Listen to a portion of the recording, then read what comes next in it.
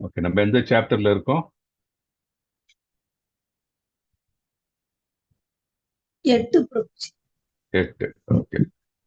So நம்ம போன செஷன்ல நம்ம பார்த்தது 8.13 வரைக்கும் பார்த்துருக்கோம்.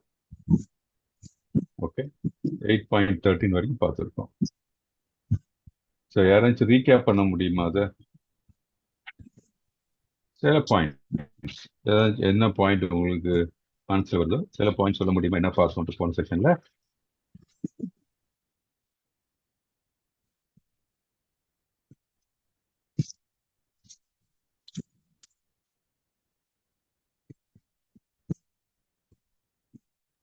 ஹரே கிருஷ்ணா.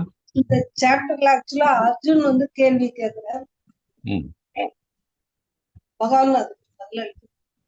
ஓகே. ஜீவாத்மா ம். கிருஷ்ணன் வந்து எல்லாமே ஜீவாத்மா பரம கிருஷ்ணன் எல்லாமே அவர்தான். மரண நேரத்தில் கூட பகவானை நம்ம நினைக்கிறோம்.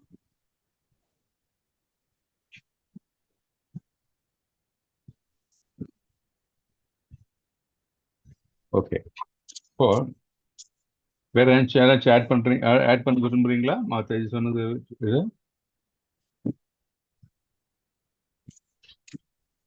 ஃபைன். இப்போ நம்ம வந்து இந்த இது வந்து 4 செக்ஷன் 8ஆம் அத்தியாயத்தில் பார்த்தோம். நம்ம ஃபர்ஸ்ட் வந்து 8.1 to 8.4. அதில் என்னன்னா அர்ஜுனுடைய கேள்வி, அப்புறம் கிருஷ்ணனுடைய இதுல பதில்கள் இல்லாது பார்த்தோம் நம்ம. அப்புறம் இறப்பு, நம்ம இந்த இறுதி தேர்வு அப்படின்னு என்ன நடக்கும், நம்ம இறக்கும் தருவாயில் என்ன, எப்படி கிருஷ்ணரை நம்ம வந்து ஞாபகம் வைக்கணும், ஏன் கிருஷ்ணரை நம்ம நினைக்கணும், இதெல்லாம் நம்ம பார்த்தோம். 8.5லேருந்து 8.8 வரைக்கும், 8வது ஸ்லோகம் வரைக்கும். அப்புறம் நம்ம இப்ப என்ன பார்த்துட்டு இருக்கோம் அப்படின்னா வந்து எப்படி கிருஷ்ணரை நாம் அடையலாம், அதுதான் நம்ம இப்போ பார்த்துட்டு இருக்கோம். கிருஷ்ணரை அடையறதுக்கு நம்ம என்னென்ன வழிகள், என்னென்ன செய்யணும் அப்படின்ட்டு நம்ம வந்து பார்த்தோம். இந்த மாதிரி கிருஷ்ணரை அடையணும் அப்படி என்றால் நம்ம வந்து அவரே நினைத்து கொண்டு மனதில் வேற எந்த எண்ணமும் இல்லாமல் இருக்க வேண்டும் அப்படின்னு பார்த்தோம். அதே மாதிரி வந்து மரணப்படும் தருவாயில் கூட கிருஷ்ணரே நம்ம மனதில் நம்ம தோன்ற வேண்டும் அப்படின்னா இது நம்ம திடீர்னு தனியாக ஒரு டைம்ல கிருஷ்ணர் நமக்கு தனியாக தோன்றிடுவாரு, நமக்கு இப்போ நம்மலாம் இப்போ டிவோட்டீஸ் அப்படின்னு நினைச்சா அது நடக்கிறது அசாத்தியமானது. ஏன்னா நம்ம வந்து கான்ஸ்டன்டா எப்பொழுதுமே கிருஷ்ணரை நினைக்கிறது ப்ராக்டிஸ் பண்ணி கிருஷ்ணரை நினைத்துக் கொள்வது ஹேபிட் மாதிரி நம்மளுக்குள்ள அது ஊன்றி போனால் தான் வந்து அதை வந்து கிருஷ்ணரை அந்த டைம்ல நம்ம நினைக்க முடியும். அதற்கு என்ன பண்ணணும்னா எல்லா டைமும் கிருஷ்ணரை நினைத்து கொண்டே இருக்க வேண்டும். நம்ம சொல்லுவோம் இல்லையா, never always remember Krishna, never forget Krishna. அப்பதான் நமக்கு வந்து கிருஷ்ணரை எப்பவும் நினைக்க முடியும். பிகாஸ் நம்ம மரணப்படும் தருவாயில் நம்ம எந்த மாதிரி நிலையில் இருக்கோம் நம்ம சொல்ல முடியாது. பிகாஸ் நமக்கு உடம்பு சரியில்லாமல் இருக்கலாம், இல்லை நம்ம சிலவங்களுக்கு வந்து ஞாபக சக்தியே இல்லாமல் போயிருக்கலாம். அந்த மாதிரி என்ன மாதிரி நிலை நமக்கு சொல்ல முடியாது. ஆனால் நம்ம எப்பவும் கிருஷ்ண உணர்வுலேயே இருந்தோம் வச்சுக்கோங்க, ஆட்டோமேட்டிக்காக வந்து அது வரும் நம்ம மனசுல. ஸோ நம்ம இருக்கும் தருவாயில் நம்ம என்ன நினைக்கிறோமோ, என்ன விரும்புகிறோமோ அதை தான் நம்ம இந்த உடல் பிரியும் போது நம்ம ஜீவாத்மானது அடுத்த நிலையில் அதை அடையும். அதான் டிரான்ஸ்மைக்ரேஷன் ஆஃப் த சோல் அப்படின்னு சொல்லுவாங்க இல்லையா, இங்கிலீஷ்ல டிரான்ஸ்மைக்ரேஷன் ஆஃப் த சோல் அப்படின்னுவாங்க. ஸோ நமக்கு எந்த மாதிரியான உடல் நமக்கு அடுத்தது கிடைக்கும் அப்படின்னா நம்மளோட விருப்ப பிரகாரம், இச்சை பிரகாரமும் அதை நம்ம கர்ம பலன்னு கேட்கிறோம். ஆனால் நம்ம கிருஷ்ணயே நினைத்து கொண்டிருந்தோம்னு வச்சுக்கோங்க, அந்த டைம்ல வந்து நம்ம வந்து சில நம்மளோட கர்ம பலன்கள் இருந்தால் கூட, அதுல நல்லதோ கெட்டதோ எதா இருந்தால் கூட வந்து கிருஷ்ணரை நினைத்து கொண்டு மனதில் வேற எதுவுமே இல்லாமல் அவர் இதே இருக்கும்போது என்ன ஆகும்னா வாழ்க்கை எல்லாம் அது அந்த அந்த பலன்கள் வந்து மறைந்து கிருஷ்ண லோகத்துக்கு நாம் செல்ல முடியும். ஏன்னா நம்ம இச்சை நம்ம ரொம்ப ஸ்ட்ராங்கா கிருஷ்ணர்லயே இருக்கிறதுனால தான், மனதில் வேற எதுவுமே இல்லாத இருக்கிற நிலையில அந்த மாதிரி நம்ம கிருஷ்ணரை அடையலாம் அப்படின்றத நம்ம பார்த்தோம். ஓகே, இப்போ நம்ம இன்னைக்கு 8.14 இருந்து ஆரம்பிக்கலாம். நான் ஷேர் பண்றேன் ஸ்கிரீன், யாராச்சும் வாசிக்கலாம். 8.14.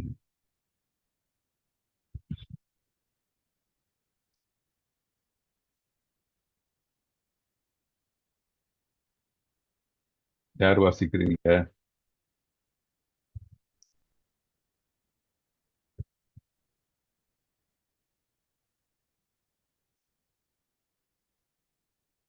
யார் படிக்கிறீங்க இன்னைக்கு? யாராவது 8.4. பாமினி வாசிங்க மாதாஜி. ஹரே கிருஷ்ணா பிரபுஜி.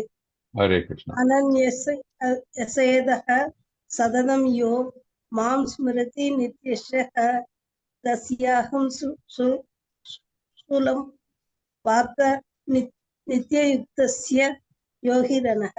ஹரே கிருஷ்ணா. பிருதாவின் மகனே, பிரகாத மனதுடன் என்னை எப்போதும் நினைப்பவன் சுலபமாக என்னை அடைகிறான். ஏனெனில் அவன் பக்தி தொண்டில் விடையதாக ஈடுபட்டுள்ளான். ஹரே கிருஷ்ணா. ஹரே கிருஷ்ணா. ஸோ பிருத்தாவின் மகனே, யாரு? பிருத்தாவின் மகனா அர்ஜுனன். பிருத்தாவின் மகனே, பிறராத மனத்துடன், மனதில் எந்தவித சஞ்சலமும் இல்லாமல் என்னை எப்பொழுதும் நினைப்பவன் சுலபமாக என்னை அடைகிறான். ஏன்னா இப்ப நான் சொன்ன மாதிரி மனசுல கிருஷ்ணர் தான் நிறைந்திருக்கிறார், அவர் மேலதான் ஆவலாக இருக்கும், அவர்கள் தான் சென்று அடைய வேண்டும் என்ற நினைப்பு இருக்கு, அது ஆசை. அப்படி இருக்கும்போது கண்டிப்பாக கிருஷ்ணரை சென்று அடையலாம். அதுதான் சுலபமாக என்னை அடைகிறான்.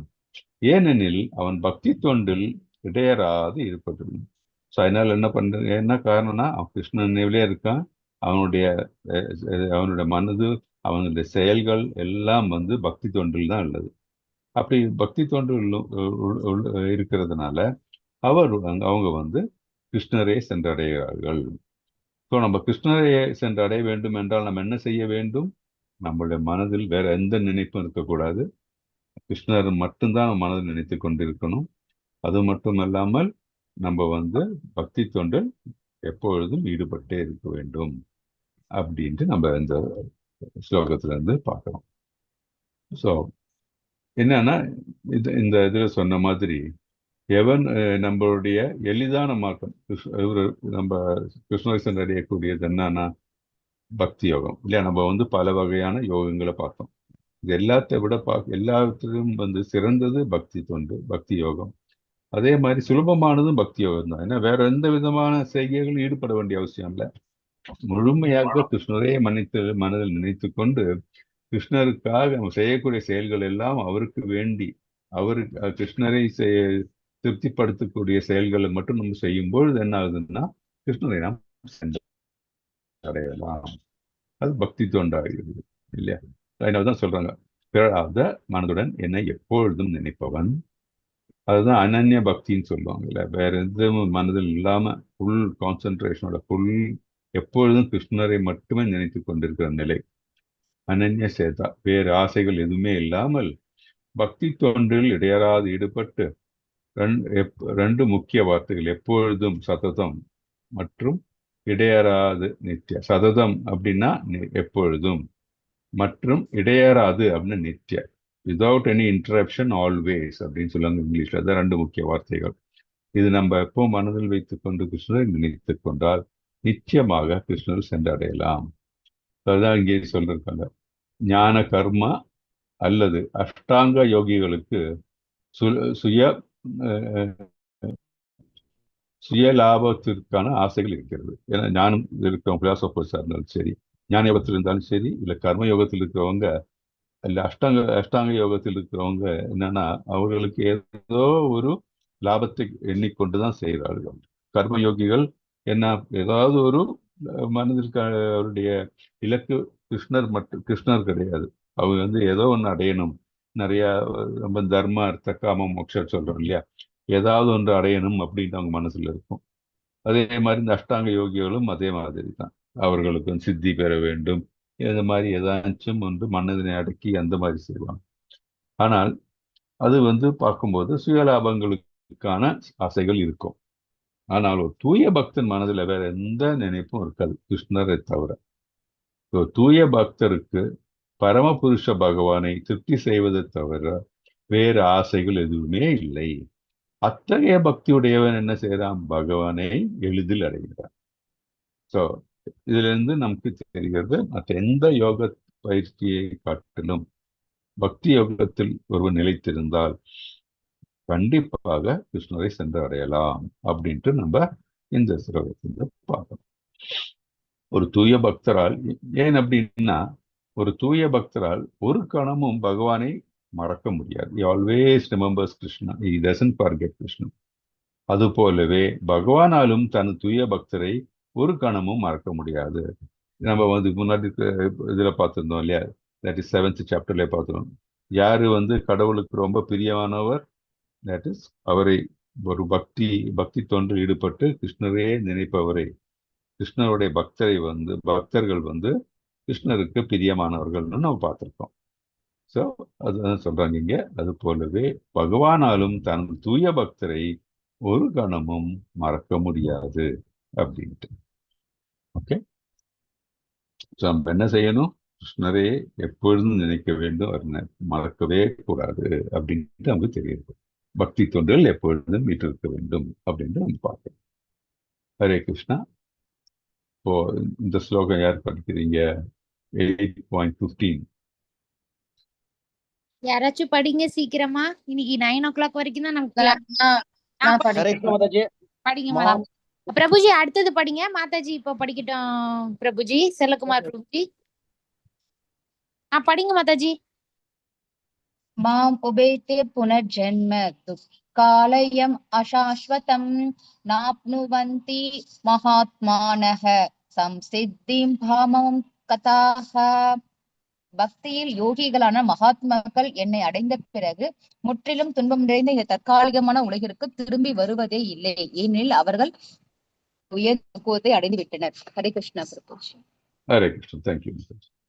ஸோ பக்தியில் யோகிகளான மகாத்மாக்கள், பக்தியில் யோகிகள் பக்தி யோகம் ஈடுபடுகிறார்கள். யார் அவர்கள்?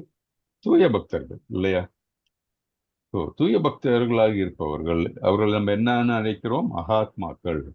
மகாத்மாக்கள் யார்? கிருஷ்ணா உணர்வில் இருப்பவர்கள், கிருஷ்ண உணர்வில் இருப்பவர்கள், பக்தி தொண்டு செய்கிறவர்கள், அவர்கள் தான் பக்தி யோகிகள் அப்படின்ற. ஏன்னா அவர்கள் கிருஷ்ணரை மட்டும்தான் நினைத்துக் கொண்டிருக்கிறார்கள், கிருஷ்ண உணர்வில் எப்பொழுதும் இருக்கிறார்கள். அவர்கள்தான் மகாத்மாக்கள். பக்தி யோகிகளான மகாத்மாக்கள் என்னை அடைந்த பிறகு முற்றிலும் துன்பம் நிறைந்த இந்த தற்காலிகமான உலகத்திற்கு திரும்பி வருவதே இல்லை, ஏனெனில் அவர்கள் மிக உயர்ந்த பக்குவத்தை அடைந்து விட்டனர். ஸோ இந்த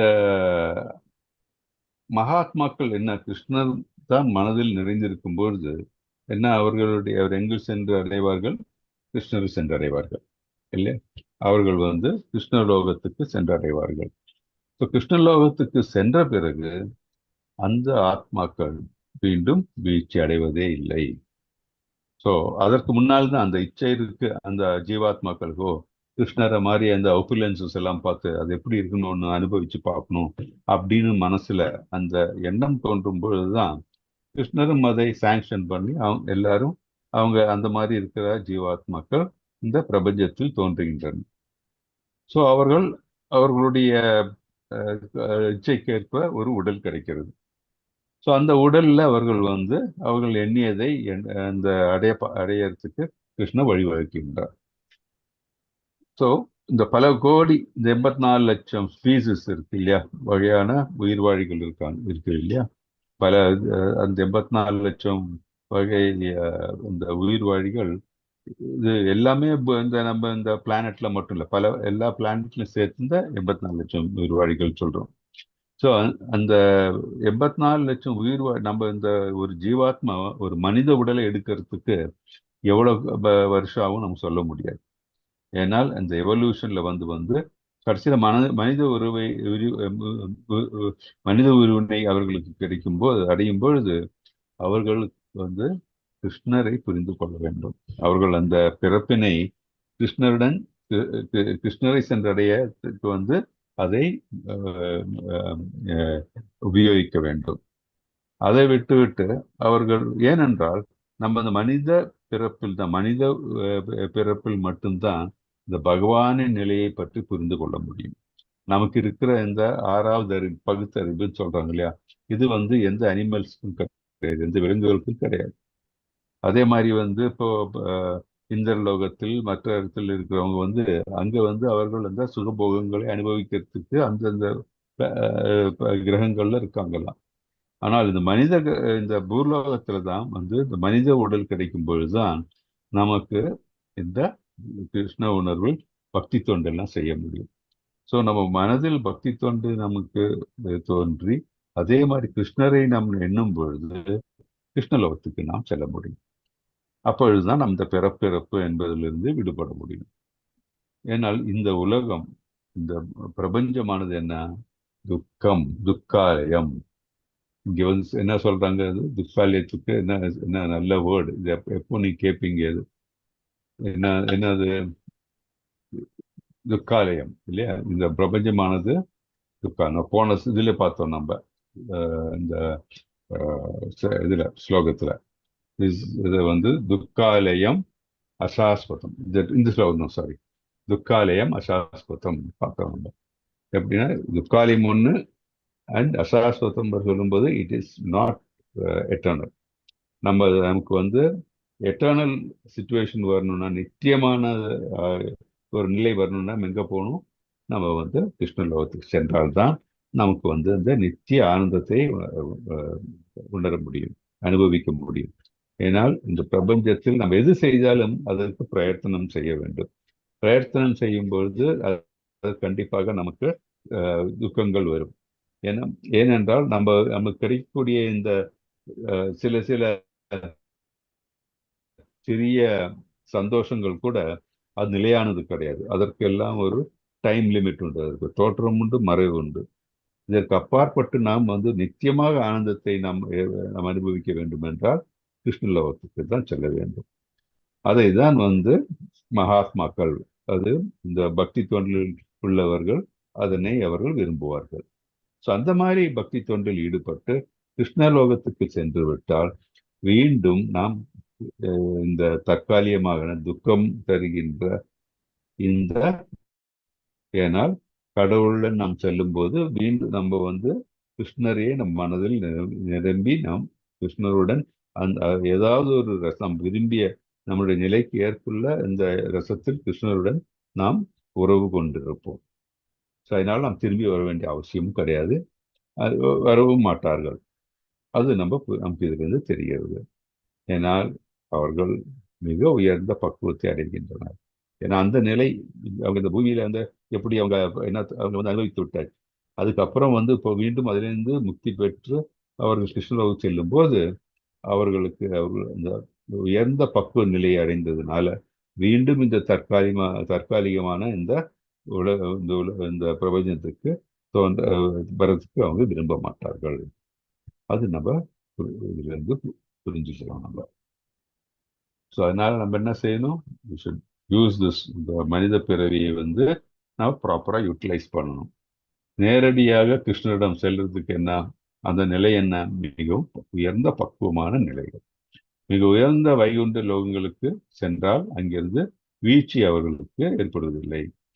ஸோ இந்த பர்பட்ல டிரான்ஸ்லேஷன் என்ன சொல்லியிருக்குன்னா, இந்த உலகமானது என்ன? தற்காலிகமானது, துக்காலய அசாஸ்வதம் இல்லையா? தற்காலிகமான ஒரு உலகிற்கு திரும்பி ஜீவாத்மாக்கள் திரும்பி வருவதற்கு விருப்பப்படுவதில்லை, அவர்கள் விரும்புவதில்லை அப்படின்ட்டு நம்ம பார்க்கிறோம்.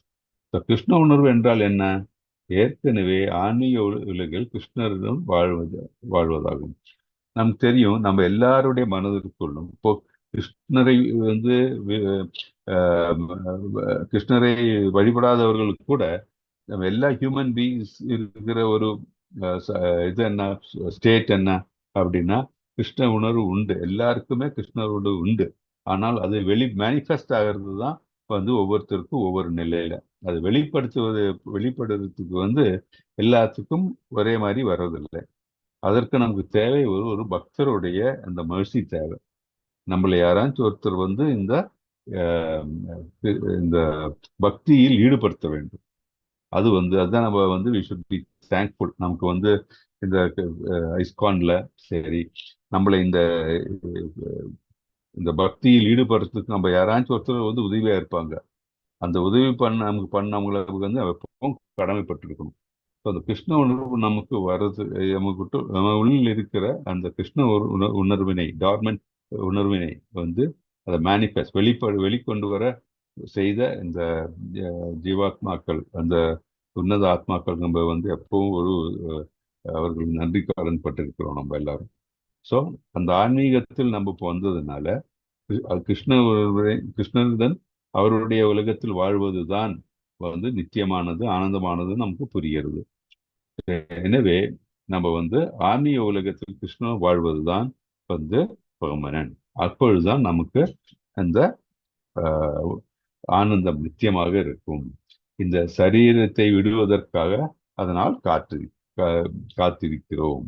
எப்போ காத்திருக்கிறோம்? யாரு காத்திருக்கிறா?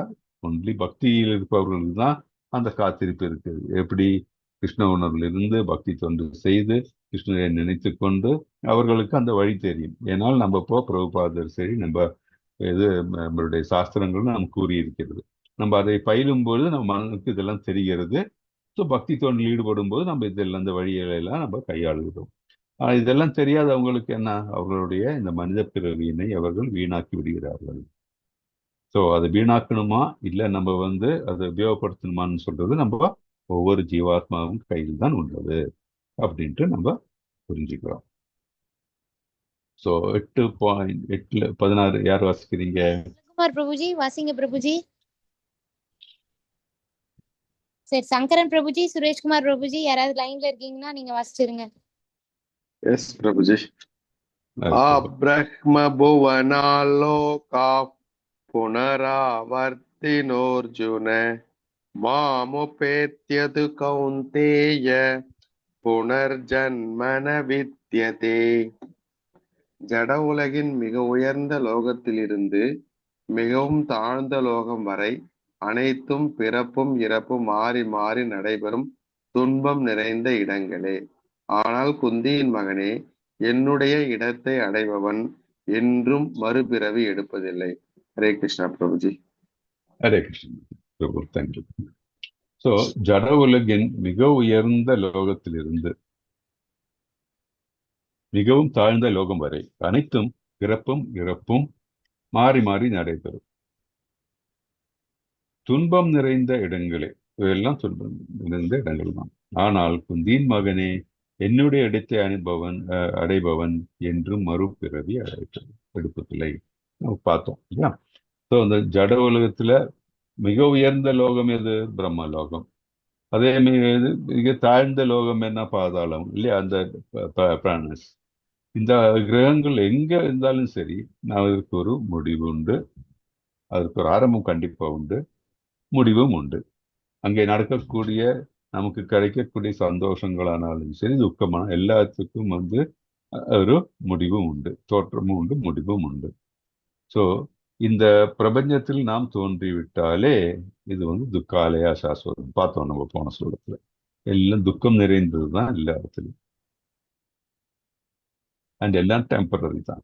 ஸோ இதுல இருந்து மாறி நாம நிரந்தரமான நித்தியமான ஒரு நிலையை அடைய வேண்டும் என்றால் எங்க? அது கிருஷ்ண லோகத்தில் மட்டும்தான். அது நம்ம பார்த்தோம். ஏன்னா இந்த உலகில் பிறந்து விட்டால், இந்த பிரபஞ்சத்தில் பிறந்து விட்டாலே ஜன்மம் இருக்கு, அதே மாதிரி இறப்பு உண்டு, அதே மாதிரி வந்து நமக்கு என்ன ஓல்டேஜ், நமக்கு வயோதிகம் உண்டு, நமக்கு வந்து டிசீஸும் உண்டு. ஏதாவது ஒரு உடல்நலை குறைவு கண்டிப்பா வரும். இது நாலும் வந்து இந்த இந்த இடங்களில் நம்ம பார்த்தோம், இந்த 14 பிளானட்லையும் கண்டிப்பா அதெல்லாம் உண்டு. ஸோ அதை நம்ம வந்து இந்த பிரபஞ்சத்தில் இருக்கிற எல்லா உயிர் வாழ்களும் இதை வந்து இதிலிருந்து விடுபட முடியாது. எப்போ விடுபட முடியும்? இந்த பிறப்பு இந்த இந்த சுழலிலிருந்து விடுபட்டு கிருஷ்ணலோகத்துக்கு செல்லும் பொழுது இதிலிருந்து விடுபட முடியும். இது நமக்கு நல்லா புரிகிறது. இதுக்கு முந்தின ஸ்லோகம் அதுதான் சொல்லுது. இப்போ இந்த ஸ்லோகம் வந்து அது மீண்டும் ஸ்ட்ரெஸ் பண்ணுது. ஸோ அனைத்து பிறப்பும் இறப்பும் மாறி மாறி நடைபெறும் துன்பம் நிறைந்த இடங்கள். எப்படி நமக்கு பிறப்பு இறப்பு இந்த வந்துட்டு இருக்கு? நம்ம செய்யக்கூடிய கர்ம பலன், அதே மாதிரி நம்மளுடைய அந்த ஆசை மனதில் இருக்கிற வரைக்கும் நம்ம அந்த பிறப்பு இறப்பு எடுத்துக்கிட்டே தான் இருக்கணும். ஸோ அந்த மனது நம்பக்கூடிய செயல்களும் சரி, நம்ம மனதில் சரி, கிருஷ்ணரே மட்டும் இருக்கும்போது, பக்தி உணர்வுகள் மட்டும் இருக்கும்பொழுது என்ன, அது கிருஷ்ணரை மட்டும் நினைக்கும் போது நாம் கிருஷ்ணருடைய நாட்டுக்கு செல்வோம். நம்மளுக்கு முன்னாடி இருக்கிற ஸ்லோகத்திலையும் பார்த்தோம் இல்லையா? நம்ம யாரை நினைக்கிறோமோ அந்த கிரகத்துக்கு இல்லை அந்த இடத்துக்கு நாம் செல்வோம் அப்படின்ட்டு இல்லையா. பிதற்குள் நினைத்திருந்தால் பிதர்லோகம் செல்வோம், பிரம்மலோகத்துக்கு பிரம்மலோகத்துக்கு செல்வோம். ஸோ நம்ம மனது என்ன நினைக்கிறது, நம்ம இறக்கும் தருவாயில் நம்ம மனதில் என்ன ஆசை இருக்கிறதோ அதை கிருஷ்ணா பூர்த்தி செய்வார். ஸோ நம்ம மனதில் அதனால என்ன நம்ம எப்படி என்ன இருக்கணும், கிருஷ்ணரை சென்றடையக்கூடிய ஆசை மட்டும்தான் இருக்கணும். அதற்கு வேண்டிய செயல்கள் மட்டும்தான் நாம் செய்து கொண்டிருக்க வேண்டும். ஸோ அப்படி நம்ம கிருஷ்ணலோகத்துக்கு சென்று விட்டால் நமக்கு இந்த பிறப்பு இறப்பு, அப்புறம் இந்த முக்குணங்களுடைய ஆதிக்கம், இல்லை இந்த 4 ஜன்ம மிருத்யு ஜரா வியாதி, இது 4 எதுவுமே இல்லாமல் நம்ம நித்தியமான நிலையில் கிருஷ்ணருடன் நம்ம எந்த ரசத்தில் கிருஷ்ணருடன் நம்ம உணர்வு கொள்ள விரும்புகிறோமோ அந்த உணர்வில் கிருஷ்ணருடன் இருப்போம். ஸோ நமக்கு தேவை என்ன, நம்மளுடைய இலக்கு கிருஷ்ண லோகத்துக்கு செல்ல வேண்டும், கிருஷ்ணரை சென்றடைய வேண்டும். அதற்கு நாம் பக்தியில் நாம் ஈடுபட வேண்டும் அப்படின்ட்டு நம்ம பார்க்கலாம். ஹரே கிருஷ்ணா. அதான் இப்போ டிஃபரன்ஸ் இந்த பௌதிக உலகத்துக்கும் ஆன்மீக உலகத்துக்கும் என்னன்னா, பௌதிக உலகத்துல மீண்டும் மீண்டும் பிறப்பு இருக்கும் இல்லையா. ஆனால் ஆன்மீக உலகத்துல அப்படி கிடையாது. ஒருவர் அங்கிருந்து திரும்பி வருவதே இல்லை. துக்காலயம், பௌதிக உலகம் துக்காலயம், துக்கத்தின் இருப்பிடம். ஆனால் ஆன்மீக உலகத்துல என்ன, மகிழ்ச்சி மட்டும்தான். அசாஸ்வதம், தற்காலிகமானது இங்க இந்த பௌதிக உலகத்துல. ஆன்மீக உலகத்துல நித்தியமானது மற்றும் நிரந்தரமானது அப்படின்ட்டு நம்ம ஓகே. ஸோ இப்போ நம்ம 17 22 அந்த உட்பிரிவு நம்ம என்ன பார்க்க போறோம்னா, பௌதிக உலகம் மற்றும் ஆன்மீக உலகத்தை பத்தி இன்னும் கொஞ்சம் கூட டீட்டெயிலாக பார்க்கலாம். ஸோ 8.17 யார் வாசிக்கிறீங்க? 17. செல்லகுமார் பிரபுஜி, சுரேஷ்குமார் பிரபுஜி, 2 பேர்ல யாராவது வாசிங்க பிரபுஜி. கொஞ்சம் சீக்கிரம் படிங்க பிரபுஜி. பாமினி மாதாஜி நீங்க படிச்சிருங்க மாதாஜி. சரி, சங்கரன் பிரபுஜி படிக்கிறீங்கன்னா படிங்க. ஓகே மாதாஜி. சகஸ்ரயுக பர்யந்தம் அஹர்யத் பிரஹ்மனோ விதுஹு ராத்ரியுக சகஸ்ராந்தான் தேகோ ராத்ரவிதோ ஜனாகா. மனித கணக்கின்படி 1000 யுகங்களை கொண்ட காலம் பிரம்மாவின் ஒரு பகலாகும். அவரது இரவின் காலம் அதுபோன்று நீண்டது. ஹரே கிருஷ்ணா பிரபுஜி. ஹரே கிருஷ்ணா. நம்ம இதுக்கு முன்னாடி ஒரு வாட்டி இந்த பிரம்மனுடைய ஆயுளை பத்தி பார்த்துருக்கோம் அப்படின்னு நினைக்கிறேன். பட் எனிவே நம்ம இன்னொரு வாட்டி இதை பத்தி டீட்டெயில் பண்ணிக்கலாம். ஸோ பிரம்மன் ஆயுட்காலம் எப்படி கால்குலேட் பண்றோம் அப்படின்னா, ஸோ நமக்கு இது எதற்காக இங்கே வலியுறுத்தப்படுகிறது அப்படின்னு சொன்னா, பௌதிக உலகம் எப்படி தற்காலிகமானது அப்படின்ட்டு நமக்கு உணர்வதற்காக நம்ம இந்த 4 யுகங்கள் இருக்கு இல்லையா.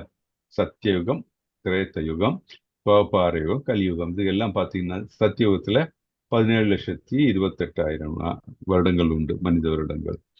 திரேத்த யுகத்திலேயே 12,96,000, துவாபர யுகத்துல 8,64,000, கலியுகத்துல 4,32,000. எப்படி ஈஸியா ஞாபகம் வச்சுக்கலாம்னா, கீழே 4,32,000, அதுல ஒரு 4,32,000 ஆட் பண்ணீங்கன்னா 8,64,000, அதுல ஒரு 4,32,000 ஆட் பண்ணீங்கன்னா 12,96,000, அதுல ஒரு 4,32,000 ஆட் பண்ணீங்கன்னா இதெல்லாம் கூட்டினா எவ்வளவு வருது? ஒரு யுக சுழற்சி. அது என்ன எவ்வளவுன்னா 43,20,000 மனித ஆண்டுகள் ஆகுது. ஓகே. ஸோ இது ஒரு பிரம்மாவுடைய ஒரு பகலானது எப்படின்னா, இந்த ஒரு யுக சுழற்சி பார்த்தோம் இல்லையா, 43,20,000 வருஷம், அது இன்ட்டு 1000, அது ஒரு பகல் பிரம்மாவுடையது. அதே மாதிரி பகல் இருந்த இரவும் இருக்கு இல்லையா, அந்த யுக சுழற்சி அந்த இரவும் அதே மாதிரி 43,20,000 இன்ட்டு 1000 இவ்வளவு வருஷம். ஸோ ஒரு நாள் பிரம்மாவுடைய ஒரு நாள் ஒரு பகலும் ஒரு இரவும் சேர்ந்தது. ஒரு வருடமானது 365 வாழ்நாள் சேர்ந்தது. அந்த மாதிரி பிரம்மா எவ்வளவு வருடம் வாழ்கிறார்னா 100 வருடம். இதை நீங்க இப்போ கால்குலேட் பண்ணீங்க வச்சுக்கோங்க, இதெல்லாம் கால்குலேட் பண்ணீங்கன்னா எவ்வளவு வரும்னா, பிரம்மாவினுடைய வாழ்நாள், அவருடைய ஆயுஸ் எவ்வளவுனா 311 ட்ரில்லியன் 40 பில்லியன் பூமி வருடங்கள் பிரம்மாவுக்கு. ஸோ நம்ம நினைக்கிறோம், ஓ 111 ட்ரில்லியன் 40 பில்லியன் வருடங்கள் உண்டுன்னு இல்லை. ஸோ நமக்கு அது நிறைய வருடங்கள் ஆனாலும் சரி, இதுல இருந்து ஒன்னா கிளியர், எவ்வளவு வருஷங்கள் ஆனாலும் ஒரு முடிவு உண்டு, ஒரு ஆரம்பம் உண்டு, டெஃபினட் முடிவு உண்டு. பிரம்மாவுக்கே முடிவு உண்டு அப்படின்ட்டு நம்ம இதுல இருந்து தெரிஞ்சுக்கிறோம். அதே மாதிரிதான் ஒவ்வொரு உயிரினத்துக்கும் முடிவு உண்டு. ஓகே, இதே கடவுளுடைய இது பார்க்கும்போது இந்த 311 பில்லியன் ட்ரில்லியன் வருடம்னு சொன்னா அது அவருக்கு ரொம்ப க்ஷணம் மாதிரி தான். ஆனா நமக்கு அது இவ்வளவு வருஷமா தோணுது. இப்ப பாருங்க, ஒரு சின்ன ஒரு வைரஸ் இருக்கு, அந்த பாக்டீரியா இருக்குன்னு வச்சுக்கோங்க. அந்த பாக்டீரியா வந்து அது தோன்றும், அது உடனே செத்துக்கும். அந்த மாதிரி நிறைய பாக்டீரியா இருக்கு, க்ஷணங்கள் தான் அது உயிரோடு இருக்குமா. ஸோ அது மனிதனை பார்த்துட்டு, ஓ மனிதன் 100 வருஷம் இருக்கான்னு சொல்லி அது ரொம்ப இதாக நினைக்கும் இல்லையா.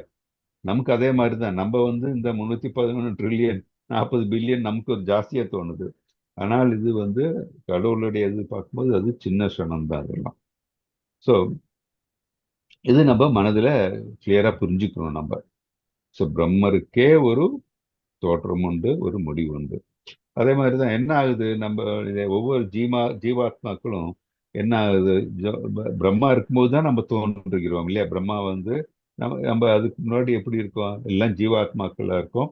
அந்த ஜீவாத்மாக்கள் என்ன எப்படி ஒரு அந்த உடல் கிடைக்குது, நம்ம இந்த 24 எலிமெண்ட்ஸ் அப்போ தெரியும் இல்லையா, 5 பஞ்சபூதங்கள் வச்சு, அதுக்கப்புறமா இது மனம் புத்தி அகங்காரம் அது இருக்கு.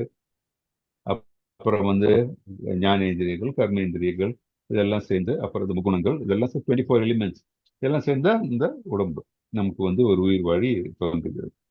நம்ம நம்மளுடைய மரணப்படும் தருவாயில் என்ன ஆகுறது, நம்ம ஆத்மா நம்மளை விட்டு போகிறது. இந்த உடலிலிருந்து ஆத்மா வெளியேறுகிறது. அந்த உடல் வெளியேறும் போது என்ன ஆகுது, உடல் இந்த கிராஸ் பாடி மட்டும்தான் போகுது தவிர, இந்த ஜீவாத்மாவோட இந்த மனம் புத்தி அகங்காரம் இது சேர்ந்துதான் வெளியே வருது. இந்த மனம் புத்தி அகங்காரத்தில் கிருஷ்ணர் உணர்வு எப்பொழுது நிறையுதோ, வேற எந்த ஆசையும் இல்லாமல் இருக்கிறதோ, அப்பொழுதுதான் நம்ம இங்க கிருஷ்ணலோகத்துக்கு செல்ல முடியும். நம்ம மனதில் ஒரு எள்ளளவு ஒரு ஆசை இருந்தால் கூட அந்த ஆசையை நிறைவேற்றக்கூடிய ஒரு உடலை நாம் எடுத்தே ஆக வேண்டும். அதுதான் அதோடைய வரைமுறை. அது நமக்கு புரிகிறது இதுல இருந்து. ஸோ இதனால என்ன நமக்கு இந்த இதுல இருந்து தெரியுதுன்னா, நம்ம நம்மளுடைய இந்த ஒரு ஜீவாத்மாவுக்கு பாத்தீங்கன்னா 3 வகையான இறப்பு உண்டு. ஒண்ணு, நம்ம இந்த உடல் எடுத்திருக்கோம், எந்த உடல் எடுத்திருக்கோமோ அந்த உடலுடைய காலாவதி முடிஞ்ச உடனே அது ஒரு இறப்பு. இன்னொன்னு என்னன்னு பாத்தீங்கன்னா, நம்ம இந்த பிரம்மாவுடைய இது இருக்க ஒரு பகல் முடிந்து இந்த இரவு பொழுது வருது இல்லையா, அப்போ பார்க்கும்போது அந்த அவ்யக்தம் சொல்லுவாங்க. அப்ப என்னது, எல்லாம் அந்த கர்ப்போதக்ஷாயி விஷயோடு மீண்டும் உள்ள சென்று விடுகின்றன. இவர் பிரம்மாவுடைய அந்த பகல் வரும்போது மீண்டும் வெளிப்படுகின்றன. ஸோ அது ஒரு பிறப்பு. தட் இஸ் இவருடைய இந்த பகல் பொழுது முடியும் போது. மூன்றாவது ஒரு இறப்பு எப்படின்னு சொல்லும்போது, தட் இஸ் பிரம்மாவே இருக்கும்போது, பிரளயம் மகா பிரளயம் வரும்பொழுது, அப்ப என்ன ஆகுது, நம்ம அப்படியே இந்த ஜீவாத்மா அப்படியே இந்த மகாவிஷ்ணு இல்லையா, மகாவிஷ்ணுன்னா யாரு, மகாவிஷ்ணுன்னா யாரு சொல்ல முடியுமா?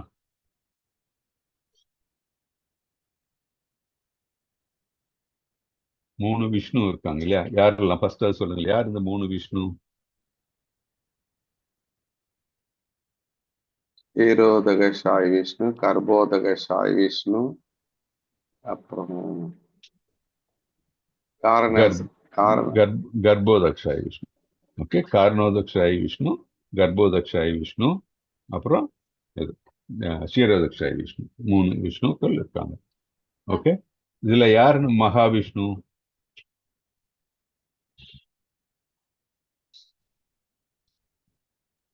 அந்த காரண காரியம் ஃபர்ஸ்ட் வராது. கரெக்ட், காரணோதக்ஷாய் விஷ்ணு தான் மகாவிஷ்ணு அப்படின்னு சொல்லி. ஸோ நம்ம அந்த பிரம்மருடைய இது காலம் முடியும் பொழுது இந்த மகா பிரளயம் வரும்போது மகாவிஷ்ணுவில் சென்றடையும். அப்புறம் நம்ம மீண்டும் என்ன ஆகுதுன்னா அவருடைய இந்த தோற்றம் வரும்போது இந்த ஜீவாத்மா வந்து மீண்டும் அந்த இதிலிருந்து மேனிஃபெஸ்ட் ஆயிடுறோம். நம்ம இந்த அண்டங்களுக்குள்ள வந்து அந்த அண்டங்கள்ல கர்ப்பதக்ஷ விஷ்ணு வந்து கர்ப்பதக்ஷ விஷ்ணுவிலிருந்து பிரம்மா தோன்றி பிரம்மாவிலிருந்து எல்லா உயிரினங்கள்லாம் தோன்றி அப்புறம் ஸ்ரீதக்ஷாய் விஷ்ணு நம்மளுடைய சூப்பர் பரமாத்மாவாக சேர்ந்து நம்ம ஒரு பாடி நம்ம வந்து நமக்கு உகந்த ஒரு உடலில் நாம் சென்றடைகின்றோம். இது நம்ம பார்க்கணும். ஸோ அந்த மாதிரி தான் இந்த பிறப்பு இறப்பு அந்த நிலை வந்து கொண்டே இருக்கும். நம்ம ஆனால் நம்ம இங்கே கோலோக பிருந்தாவனத்துக்கு கிருஷ்ண லோகத்துக்கு சென்று விட்டால் என்ன இந்த இதுல இருந்தெல்லாம் நம்ம விடுபட்டு விடுகிறோம் அப்படின்ட்டு நம்ம கிளியரா புரிஞ்சுக்கணும். ஓகே, அதான் பிரம்மாவும் அவரது படைப்பும் பௌதிக பிரபஞ்சத்தின் பகுதிகள் என்பதால் அவை எப்பொழுதும் மாற்றத்துக்கு உட்பட்டவை அப்படின்ட்டு பார்ப்போம். ஓகே, 8.18 யார் படிக்கிறீங்க?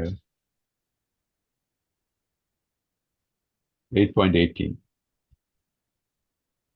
படிக்கிறேன் பிரபுஜி. படிங்க மாதாஜி. ஹரே கிருஷ்ண. ஹரே கிருஷ்ணா. அவ்யக்தாத் व्यक्तयः सर्वाः प्रभवन्त्यः रागमे रात्रयागमे प्रलीयन्ते तत्रैव व्यक्त சஞ்சய்கே. பிரம்மாவின் பகல் தோன்றும் போது எல்லா ஜீவாத்மகளும் அவ்யக்த நிலையிலிருந்து தோன்றுகின்றனர். பின்னர் இரவு வந்தவுடன் அவர்கள் மீண்டும் அவ்யக்தத்துடன் இணைந்து விடுகின்றனர். ஹரே கிருஷ்ணா. ஹரே கிருஷ்ணன். ஸோ இதுல நமக்கு என்ன, பிரம்மாவின் பகல் தோன்றும் பொழுது எல்லா ஜீவாத்மாக்களும் அவ்யக்த நிலையிலிருந்து தோன்றுகிறது. அந்த சொன்னோம் இல்லையா, தட் இஸ் இந்த கர்ப்போதக்ஷாய் விஷ்ணுவுடைய உடல் உள்ள நம்ம இதாக இருக்கும் எல்லா ஜீவாத்மாவில் இருக்கும்போது எப்போ உள்ள போறோம், அது பிரம்மாவுடைய இரவு பகல் முடியும் பொழுது. அப்ப நம்ம தோன்றும் பொழுது என்னது, எல்லாரும் அங்கிருந்து மீண்டும் வெளிப்படுகிறார். அந்த அவ்யக்த நிலையிலிருந்து மீண்டும் தோன்றுகின்றன. இரவு வந்து என்ன ஆகுது நம்ம பார்த்தோம், மீண்டும் பிரம்மா தட் இஸ் கர்ப்போதக்ஷாய் விஷ்ணுவுடன் நாம் மீண்டும் வந்து சென்றடைகிறது. இதுதான் இந்த சுழற்சி நடந்து கொண்டே இருக்கிறது. ஓகே, ஹரே கிருஷ்ணன். அடுத்தது என்னன்னு பார்க்கலாம் நம்ம. ஓகே, மீண்டும் மீண்டும் படைப்பும் அழிவும். ஏன்னா பகலும் இரவும் வந்து கொண்டே தான் இருக்கும், மாறி மாறி வரும் இல்லையா. ஜீவாத்மாக்கள் தோன்றுகின்ற போது வியக்த நிலை, பிரம்மாவின் இரவு வரும்போது தோன்றாமல் இருக்கணும் அவ்வியக்த நிலை. மாறி மாறி வியக்த நிலையும் அவ்வியக்த நிலைக்கும் இடையில் இருக்கிறோம். இதான் நான் சொன்ன மாதிரி 3 விதமான அறிவுகள். ஒருவரின் மரணத்தின் பொழுது, பிரம்மாவின் ஒரு பகல் முடியும் பொழுது, பிரம்மாவின் ஆயுட்காலம் முடியும். ஓகே, ஸோ என்ன ஹரிநாம ஏவ கேவலம் அப்படின்னு என்ன, இதுதான் நமக்கு இந்த முடிவற்ற வளையத்திலிருந்து விடுதலை அடைய ஒரே வழிமுறை. எது? ஹரிநாம ஏவ கேவலம். அப்படின்னா ஹரிநாமம் தான். ஹரிநாமத்தை உச்சரித்து பக்தி யோகத்தில் ஈடுபட்டு கிருஷ்ணரில் சென்று அடையும் பொழுதுதான் நம்ம இந்த சுழற்சியிலிருந்து விடுபட முடியும். அதுதான் நமக்கு உண்மையான விடுதலை அப்படின்ட்டு நமக்கு இதிலிருந்து தெரிகிறது. 20 யாராச்சும் படிக்கணும்.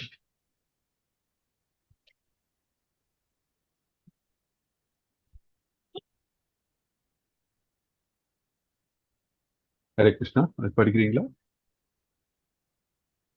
படிக்கிறேன் பிரபுஜி. படிக்கிறேன். படிக்கிறோம். பரஸ்தஸ்மாத்து பாவோன்யோ வியக்தோ வியக்தாத் சனாதனஹ யஸ் சர்வேஷு பூதேஷு நஷ்யத்சு ந விஷ்யதி. இருப்பினும் தோன்றி மறையும் இந்த ஜடத்திற்கு அப்பால் நித்தியமானதும் திவ்யமானதுமான மற்றொரு தோன்றாத இயற்கை உள்ளது. அது பரமமானது, என்றும் அழிவடையாதது.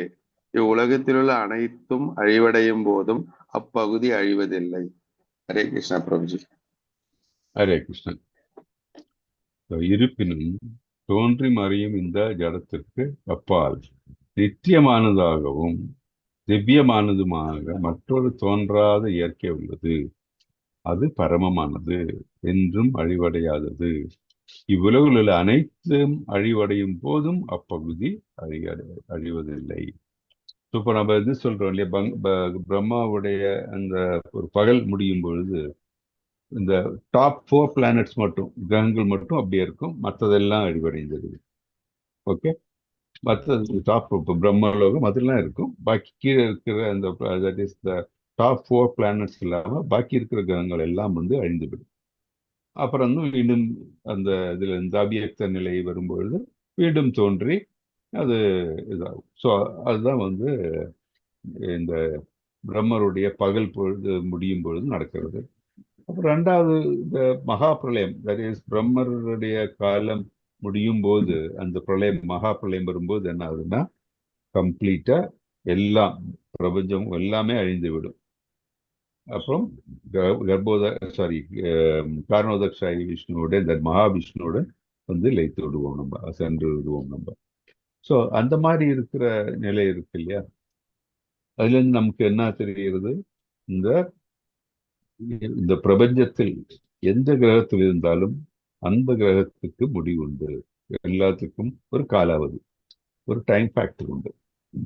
ஆனால் எங்க இந்த டைம் ஃபேக்டர் இல்லாம இருக்கு, நித்தியமானது இருக்கு, இந்த பிரபஞ்சத்துக்கு எல்லாம் அப்பால் அது எங்க, கிருஷ்ணலோகம். அந்த இடத்துல என்ன நித்தியமானது, அது மட்டுமல்லாமல் அது வந்து திவ்யமானதும்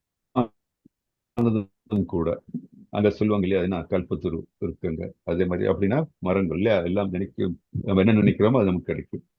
அதே மாதிரி காமதேனு பசு இதெல்லாம் நம்ம சொல்றோம் இல்லையா, எல்லாம் அபண்டன்ஸ் எல்லாம் கிடைக்கும். அதே மாதிரி நம்மளுடைய இந்த இந்த ஆனந்தம் நிச்சயமாக தான் இருக்கும்.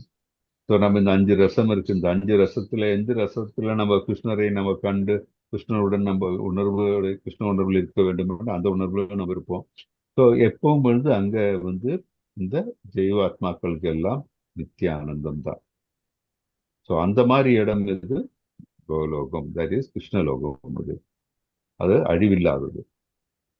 இவ்வுள்ள அனைத்தும் அழிவடையும் போதும் அப்பகுதி அழிவதில்லை. ஏனால் கோலோக விருந்தாவனம், கோலோகம் கிருஷ்ணலோகமானது வந்து எப்பொழுதும் அழிவடைவதே இல்லை அப்படின்ட்டு நம்ம இந்த 20வது ஸ்லோகத்திலிருந்து கிளியரா புரிஞ்சுக்கிறோம் நம்ம.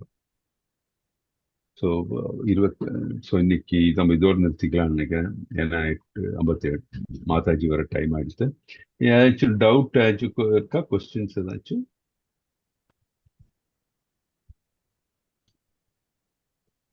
ஹரே கிருஷ்ண பிரபுஜி, இன்னைக்கு கிளாஸ் மாதாஜிக்கு இல்லைங்க. இல்லையா இன்னைக்கு? இன்னைக்கு இல்லைங்க பிரபு. ஓகே ஓகே ஓகே, நாளைக்கு நாளானிக்கு வைக்கிறாங்க, இன்னைக்கு இல்லைங்க. சரி சரி, தேங்க்யூ பிரபு, தேங்க்யூ. டிராவலிங் இருக்கேன் பிரபுஜி, அதனால தான் என்னால படிக்க முடியல. பரவாயில்ல, okay, no problem. Hare Krishna. அப்ப நம்ம இன்னும் ஒரு ஸ்லோகம் கூட பார்த்துடலாமா? ஓகே, அப்ப நம்ம இன்னும் ஒரே ஒரு ஸ்லோகம் பார்த்துக்கலாம், பாக்கி வந்து நம்ம அடுத்த செஷன்ல பார்த்துக்கலாம். ஓகே, 21. ஹரே கிருஷ்ணா பிரபு, 21 வாசிக்கிறீங்களா? வாசிக்கிறேன்.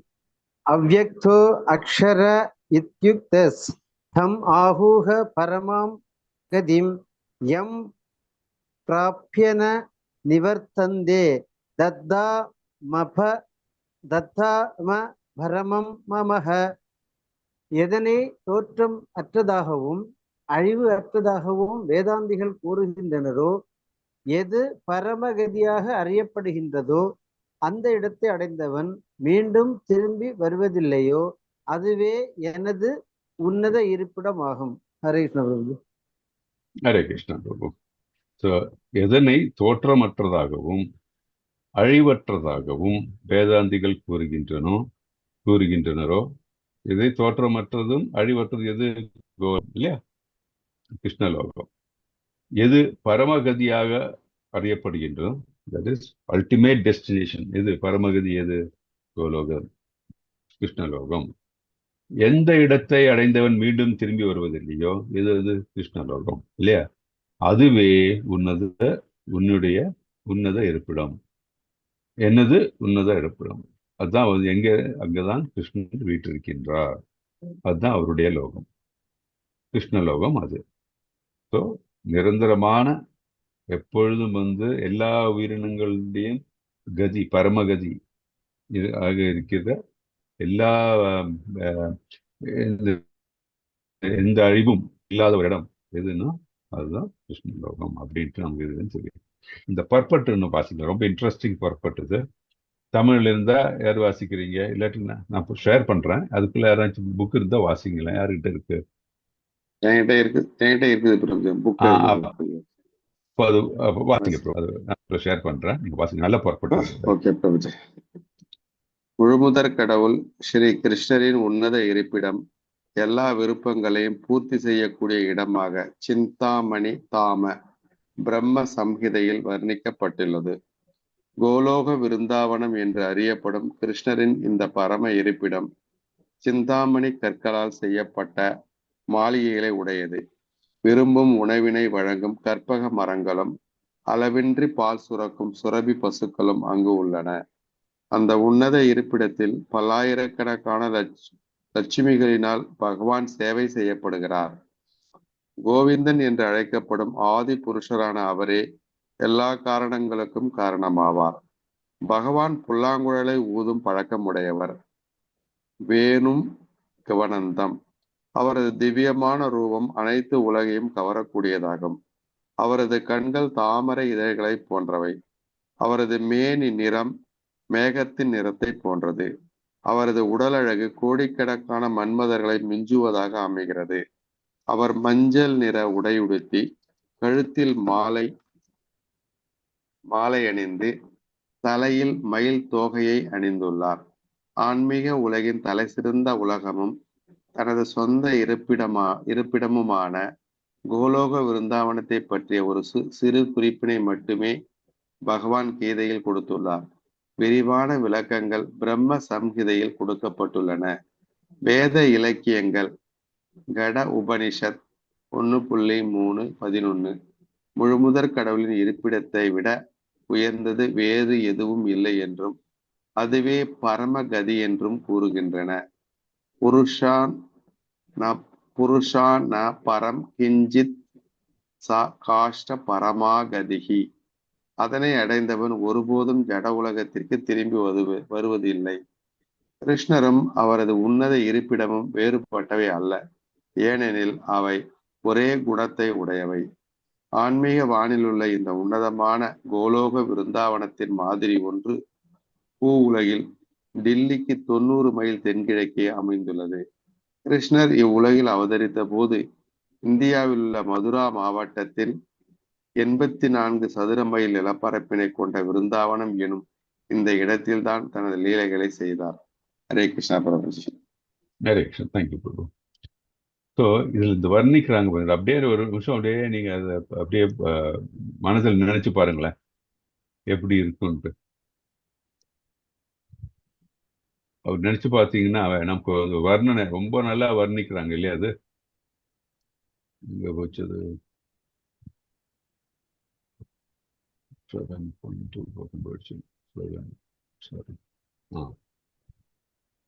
அந்த வர்ணனை பாருங்களேன் என்னெல்லாம் சொல்றாங்கன்றது.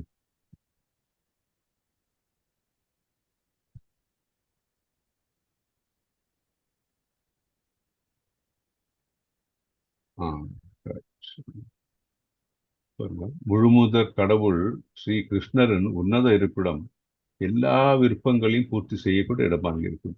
சிந்தாமணி ஜுவல் இருந்து அங்க எது நம்ம நினைக்கிறோமோ அது நமக்கு அடைய முடியும். பிரம்ம சம்ஹிதையில் இதனை பற்றி வர்ணிக்கப்பட்டுள்ளது. கோலோக பிருந்தாவனம் என்று அறியப்படும் கிருஷ்ணரின் இந்த பரம இருப்பிடம் சிந்தாமணி கற்களால் செய்யப்பட்ட மாளிகைகளை உடையது. அப்படின்னு விருப்பம் இருந்ததெல்லாம் உடனே அதை அழிக்கும். நமக்கு விரும்பும் உணவினை வழங்கும் கற்பக மரங்களும், கல்பத்தருன்னு சொல்றோம் இல்லையா, கற்பக மரங்களும், அளவின்றி பால் சுரக்கும் சுரபி பசுக்கள். காமதேனு பசுக்கள் இல்லையா, துறவி பசுக்களும் அங்கு உள்ளன. இதுல நமக்கு நம்ம என்ன வேணும்னு நினைக்கிறோமோ அது நமக்கு உடனே நமக்கு கிடைக்கும். அந்த உன்னத இருப்பிடத்தில் பல்லாயிரக்கணக்கான லட்சுமிகளால் பகவான் சேவை செய்யப்படும். பகவானை யார் காடஸ் ஆஃப் ஃபார்ச்சூன், லட்சுமிகளே பகவானை சேவை செய்கிறார்கள்.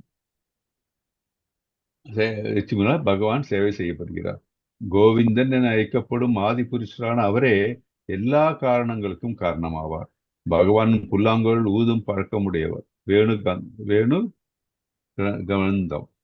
ஸோ அவருடைய அந்த புல்லாங்குழலுடைய அந்த இது இருக்கு, ஈனம், அந்த அந்த மியூசிக், அது இணையற்றது அப்படின்னு சொல்லுவாங்க. அது டிஸ்கிரைபே பண்ண முடியாது நம்மளால.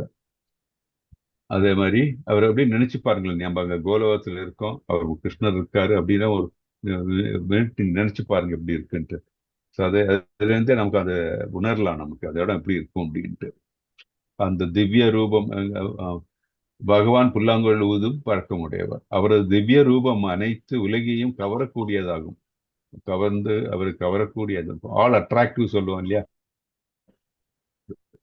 அண்ட் அவர் கண்கள் தாமரை இதழ்களை போன்றவை. அவரது மேனி நிறம் மேகத்து நிறத்தை போன்றது. அவரது உடல் அழகு கோடிக்கணக்கான மன்மதர்களை மிஞ்சுவதாக அமைகிறது. அப்படியே நினைச்சு பாருங்க எப்படி இருக்கும் அந்த ஸ்டேஜ்.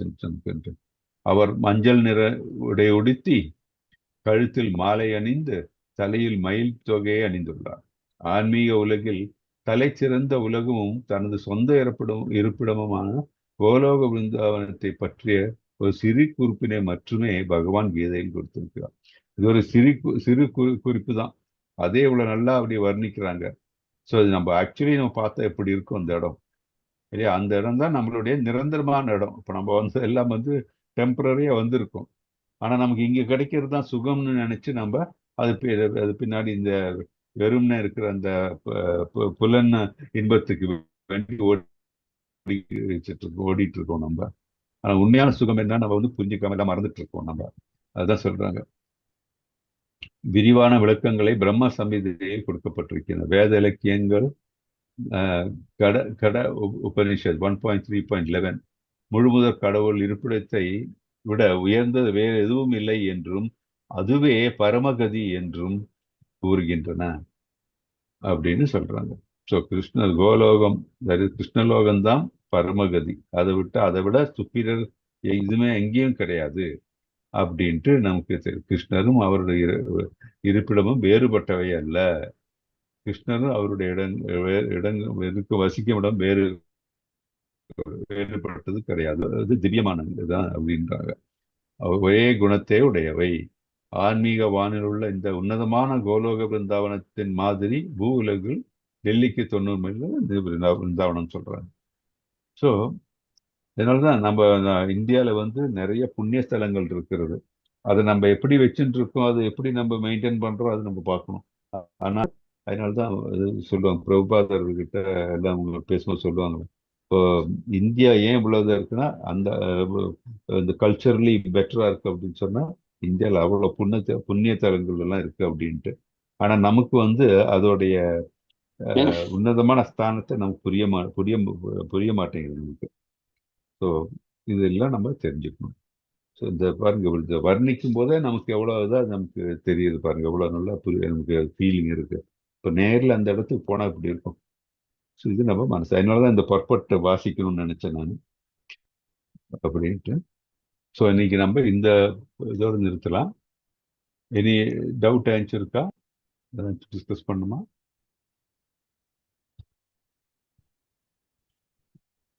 ஓகே. இப்போ நாளைக்கு காலையில் 5:30 மணிக்கு பாகவதங்களை அட்டன் பண்றீங்களா? அட்டன் பண்ணுங்க. இந்த ஷார்ட் பாகவதம் கிளாஸ் இருக்கு 5:30 மணிக்கு.